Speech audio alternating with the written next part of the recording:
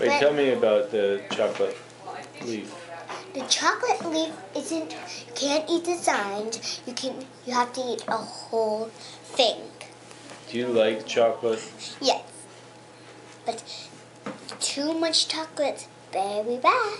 Yeah. That's why you have to eat protein, apples, and fruit, and healthy stuff, and get exercise. Yeah. I get exercise and food to help me.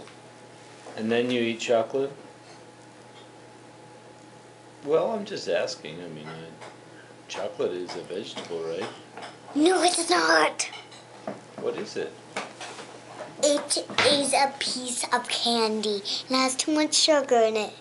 Oh. So then we're not going to have candy anymore? We can have a little candy, but not much. So what dessert are you going to have? Chocolate one. But not much. And you have to not copy me. Okay. Yeah.